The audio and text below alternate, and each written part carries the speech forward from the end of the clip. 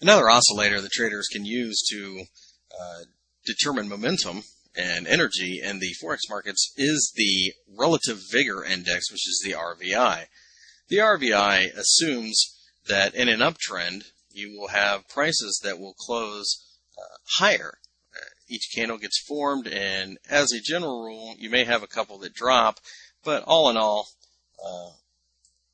the closing price is higher than the opening price for most candles in that trend. Makes sense.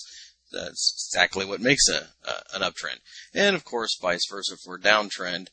More often than not, the candles will close lower than the price they opened. You may get an odd one like that, but in general, as you look at the downtrend, that's pretty much what you see. Now, knowing that, you are just simply measuring momentum that way. And there are some different ways that traders use this indicator, but the most common is they will throw a simple moving average on the window as well. So you have the RVI, which measures the strength, and then you have the simple moving average. And quite often what traders will do is they'll use it as a crossover system. There is no actual overbought or oversold part to this indicator. It's very similar to stochastics. Unlike stochastics, though, there is no like 80 and 20 level that, once it's down here, it's oversold. Once it's up there, it's overbought. You have to rely more on price action and support and resistance for that. But what you do get is a measure of whether or not momentum is rising or falling. And that's very important. So, for example, in this obvious downtrend, we'd obviously been in a downtrend in the Euro Swiss for quite some time. This is the weekly chart. As you see, we rose here to a support and resistance area, but we also, right around here, got a nice crossover, which would be your sell signal. The momentum line, the red line in this particular case, is crossing and heading down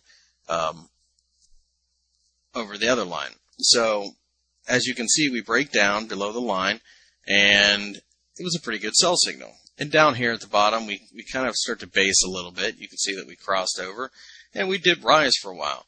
And right about here, we started to get warnings of another crossover. In other words, what was happening was price wasn't closing higher than opening per se. In general, it wasn't doing it with as much vigor.